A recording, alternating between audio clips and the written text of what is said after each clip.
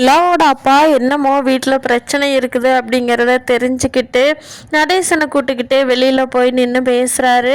அப்போது நடேசன் சொல்கிறாரு, அதெல்லாம் ஒன்றும் இல்லைங்க, இவங்கெல்லாம் சேர்ந்து டிவி வாங்கறதுக்காக ஒரு காசை வச்சுருந்தாங்க. அது இங்கே பாருங்கள், இங்கே ராஜாவாட் நிற்கிது பாருங்கள் என்னோடய வண்டி. அந்த வண்டிக்கு ஒரு மாதம் டியூ கட்டலைங்க. அந்த பயலுக கேட்கவும் இவனுங்க எல்லாம் டிவி வாங்க வச்சுருந்த காசை, அதுவும் முக்கியமாக நிலா தான் அந்த காசை எடுத்து கொடுத்ததுன்னு சொல்கிறாங்க. எல்லாரும் சேர்ந்து எடுத்து கொடுத்துட்டு இப்போ யாருமே ரொம்ப ஆசைப்பட்டுக்கிட்டு இருந்த டிவி வாங்க முடியல அப்படின்னு சொல்லிட்டு தான் எல்லாரும் என் மேலே கோபமாக இருக்கிறாங்க. வேற ஒன்றும் இல்லைங்க சம்மந்தி அப்படின்னு சொல்லி இருக்கிற உண்மையெல்லாம் புட்டு புட்டு வச்சிடறாரு. அதுக்கு நிலாவோட அப்பா இருந்துக்கிட்டு, நிலாவை ஏம்மா கோயிலுக்கு போயிட்டு வரலாம், வெளியில் அப்படியே கொஞ்ச நேரம் போய் பேசிகிட்டு இருந்துட்டு போயிட்டு வரலாமாம்மா அப்படின்னு சொல்லவும், சரிங்கப்பா வாங்க போகலாம் அப்படின்னு சொல்கிறாங்க. சரிம்மா வா போகலாம் அப்படின்னு சொல்லிட்டு நிலாவை கோயிலுக்கு கூட்டிகிட்டு போயிட்டு அங்கே உட்காந்து பேசிகிட்டு இருக்காரு. ஏம்மா நிலா, உனக்கு இந்த வீட்டில் இருக்கிறது பிடிச்சிருக்கா அப்படின்னு சொல்லி கேட்குறாரு. நிலா சொல்கிறாங்க, என்னப்பா இது கேள்வி, எனக்கு இந்த வீட்டை பிடிக்காம சோழனை பிடிக்காமையா உங்ககிட்ட நான் எனக்கு சோழனை கல்யாணம் பண்ணி வைங்கன்னு சொல்லி கல்யாணம் பண்ணியிருப்பேன். இல்லைம்மா, இந்த வீட்டில் சரியான வசதி கூட இல்லை. ஏம்மா ஒரு டிவி ஒரு ஃப்ரிட்ஜு வாங்க கூட வழி இல்லாமல் இருக்காங்க. இந்த வீட்டில் எப்படிம்மா சந்தோஷமாக இருப்பேன்? நம்ம வீட்டில் எத்தனை பொருள் இருந்தது, உனக்கு ஏதாவது குறை இருந்ததாம்மா? இங்கே எப்படிம்மா இவ்வளோ கஷ்டப்பட்டு நீ வாழணும்னு ஏதாவது அவசியம் இருக்கா? பேசாமல் நீங்கள் தனியாக நம்ம ஊருக்கு கூட வந்துருங்கம்மா. மாப்பிள்ளைக்கு அங்கேயே நான் ட்ராவல்ஸ் ஆரம்பித்து தர்றேன், அவருக்கு பிடிச்ச வேலையே பார்க்கட்டும். நீயும் உனக்கும் கம்பெனி ஸ்டார்ட் பண்ணி தரேன்மா, பேசாமல் அங்கேயே இருங்களேன் அப்படிங்க. அப்பா, எனக்கு பிடிச்ச வாழ்க்கை இது, எனக்கு பிடிச்ச குடும்பம், பிடிச்ச வீடு எல்லாமே நான் பார்த்துக்குறேங்கப்பா, நீங்கள் எதுவும் கவலைப்படாதீங்க, நான் ரொம்ப சந்தோஷமாக இருக்கேன். அப்படி எனக்கு எதுவும் தேவைப்பட்டால் உங்களுக்கு கண்டிப்பாக கேட்குறேன் அப்படின்னு சொல்லவும், இல்லைம்மா அது அப்பா நான் தேவைப்பட்டால் உங்கள்கிட்ட கேட்குறேன்னு சொல்லிட்டேன்ல, அப்புறம் என்ன, வாங்க அம்மா எல்லாம் நல்லா இருக்காங்களா அப்படின்னு ஜாலியாக பேசிக்கிட்டு நிலா அவங்க அப்பா சொன்னதை கொஞ்சம் கூட எதுவுமே இல்லைங்கிற மாதிரி வெளிக்காட்டிக்கவே இல்லை. அப்படியே வீட்டுக்கு போயிடுறாங்க. அப்போ சோழன் அப்பாவை அந்த கம்பெனி வரைக்கும் கொண்டே விட்டுட்டு வந்துடுறீங்களா, இன்றைக்கி அப்பாவுக்கு அங்கே தான் வேலையாமா அப்படின்னு சொல்லவும், சரி நிலா அப்படின்னு சொல்லிட்டு நிலாவோட அப்பாவை நம்ம சோழன் கூட்டிகிட்டு போகிறாங்க. எங்கே போகிற வழியில் நிலாவோட அப்பாலாம் கேட்குறாங்க, என்னப்பா என் பொண்ணு என்ன சந்தோஷமாக பார்த்துக்கிறியா அப்படிங்கவும், ஏன் உங்கள் பொண்ணுகிட்டே கேட்டிருந்தா நிலாவே சொல்லியிருப்பாளே, எங்கிட்ட கேட்குறீங்க அப்படின்னு சொல்லவும், என் பொண்ணு என்னைக்கு சொல்லியிருக்கா, அவள் தான் உங்கள் வீடு பிடிச்சிருக்குன்னு சொல்லி மாளிகையில் இருந்தவ குடிசையில் இருக்காளே, அவள் எப்படி சொல்லுவா? ஆமாம், அவளுக்கு ஒரு டிவி கூட வாங்கி கொடுக்க உங்களால் துப்பு இல்லை, வீட்டுக்கு தேவையான பொருள் வாங்கி கூட உங்களால் முடியல. உங்களை போய் கல்யாணம் பண்ணியிருக்கா பாரு நிலா, அவளை சொல்லணும் அப்படின்னு சொல்லவும் சோழனால எதுவுமே பேச முடியல, அமைதியாக இருக்காரு. ஏன்பா இவ்வளோ வசதியான வீட்டு பொண்ணை கல்யாணம் பண்ணணுமேனு உனக்கு நல்லா தெரியுமில்ல, எங்கள் வீடு எப்படி இருந்தது, எங்கள் பொண்ணை எப்படி பார்த்துருந்தோன்னு சொல்லி நீயும் கூட இருந்து பார்த்துக்கிட்டு தானே இருந்தேன். அப்பேற்பட்ட பொண்ணை என்னென்னவெல்லாம் வாங்கி கொடுத்து எப்படி சந்தோஷமாக கூட வச்சுக்க உங்களால் முடியல. ஒரு ஆஃப்டர் ஆல் 30,000 ரூபா செலவு பண்ணி கூட ஒரு பொருள் வாங்க முடியாதவங்க என் பொண்ணை எப்படி சந்தோஷமாக பார்த்துக்குவீங்க அப்படின்னு சொல்லி கேட்குறாங்க. கேள்வி மேலே கேள்வி கேட்டு சோழன்கிட்ட பணம் இல்லாததையே திருப்பி திருப்பி சொல்லி காட்டிக்கிட்டு இருக்காரு. அப்போ சோழனால் அவர் இல்லாததை சொல்லி காட்டவும் எதுவும் பேச முடியல. சோழனும் அமைதியாகவே வந்துட்டுருக்காரு.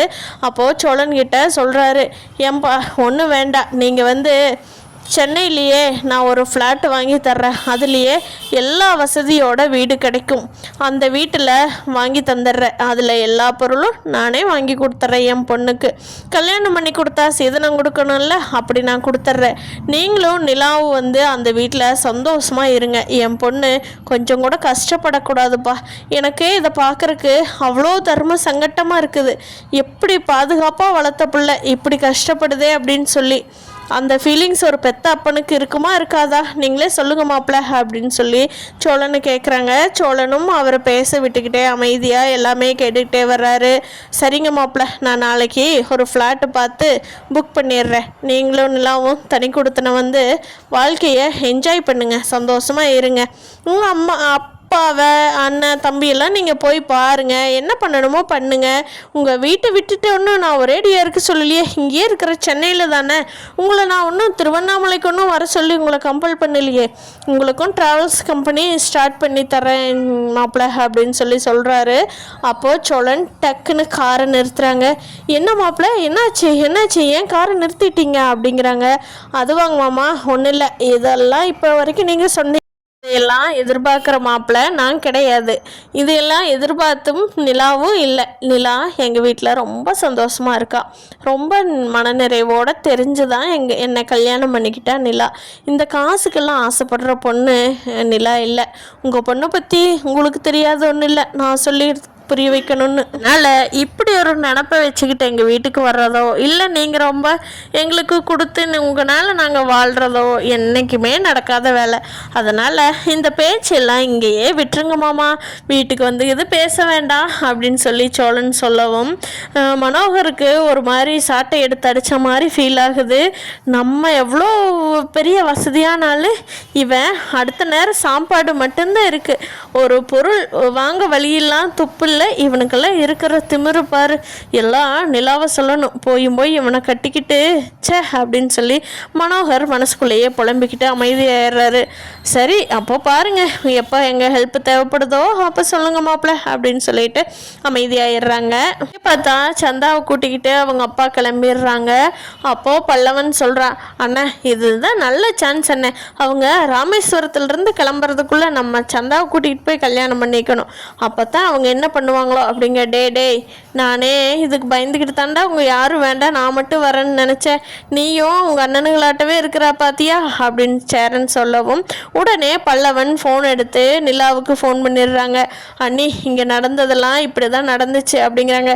அப்போ சேரன் வேகமாக வந்து டேய் நான் யாருக்கிட்டன்னு சொல்லாதன்னு சொன்னேன்ல, யார்கிட்டடா பேசிகிட்டு இருக்கிற அப்படிங்கிறாங்க. அப்போது நிலா கிட்ட பேசிகிட்டு இருக்கிறத பார்த்துட்டு சேரன் அமைதியாயிடுறாங்க. பல்லவன் அங்கே நடந்தது எல்லாம் சொல்ல பல்லவன் கிட்ட இருந்துட்டு ஃபோனை அண்ணா கிட்ட கொடு பல்லவா அப்படின்னு சொல்லிட்டு நிலா வாங்கி சேரன் அண்ணா கிட்ட பேசுகிறாங்க. அண்ணா என்னண்ணா பல்லவன் சொன்னதெல்லாம் நடந்துச்சா? ஆமாப்பா, சந்தாவை நம்ம கல்யாணம் பண்ணி கொடுக்க மாட்டாங்கப்பா, அதெல்லாம் சும்மா பேச்சுக்கு அவங்க அன்னைக்கு ஓகே பண்ணியிருக்கிறாங்கப்பா, இதெல்லாம் சும்மா அவங்க மாமனுக்கு தான் கல்யாணம் பண்ணி வைப்பாங்களாமா, ஏதாவது ஓப்பனாகவே சொல்லிட்டு போயிட்டாருப்பா அப்படிங்கிறாங்க. எப்படின்னு அப்படி சொல்லலாம் அவங்க அப்படிங்க, அவ்வளோ தூரம் நம்ம போயிட்டோம்ல, பிரச்சனை எதுவும் வரக்கூடாதுங்கிறதுக்காக அவர் சமாதானப்படுத்தி நம்மளை அனுப்பிச்சி வச்சுட்டாருப்பா அப்படின்னு சொல்லவும் நிலாவுக்கு ரொம்ப இதாயிருது, சங்கட்டமாயிருது. அண்ணே நீங்கள் ஒன்று பண்ணுங்க, இன்னைக்கு அந்த ராமேஸ்வரத்தில் தானே சந்தா தங்குவாங்க, நீங்கள் கிளம்பி ஊருக்கு வர வேண்டாங்கண்ணே, அங்கேயே நீங்கள் இன்றைக்கும் ஸ்டே பண்ணுங்க, பல்லவன் துணைக்கிருக்கான்ல, நீங்கள் ஸ்டே பண்ணுங்கண்ணே, நான் கொஞ்சம் யோசனை பண்ணிவிட்டு என்ன பண்ணலான்னு சொல்கிறேன் அப்படின்னு சொல்கிறாங்க. ஏப்பா நீ என்னப்பா யோசனை பண்ணுறங்கிற, நீயும் இவனுங்களாட்ட சேர்ந்துக்கிட்டு ஐடியாக்குது கொடுக்குறியோ, ஏப்பா தப்பா அப்படிலாம் பண்ணுனா தப்பாகாதாப்பா நிலா அப்படின்னு கேட்குறாங்க.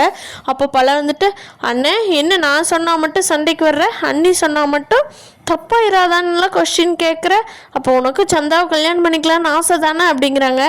அப்போது நிலா இருந்துக்கிட்டு அண்ணன் நான் சொல்கிறேன்னு இன்றைக்கி நீங்கள் அங்கேயே தங்குங்க அப்படிங்கவும் சரிப்பா நானும் பல்லவனும் அப்போ தங்கியிருந்த ரூம்லேயே போய் இன்னொரு நாள் தங்குறோம் அப்படின்னு சொல்கிறாங்க. நிலா வந்து நம்ம சேரன் அண்ணாவுக்கு சந்தாவை கல்யாணம் பண்ணிக்க சொல்கிறாங்களா இல்லை வேண்டாம் வந்துருங்க அப்படின்னு சொல்கிறாங்களா அப்படிங்கிறத நாளைக்கு எபிசோடில் பார்க்கலாம் ஃப்ரெண்ட்ஸ். வீடியோவை பார்த்துட்டு இன்னும் நம்ம சேனலை சப்ஸ்கிரைப் பண்ணாதவங்க சப்ஸ்கிரைப் பண்ணிக்கோங்க.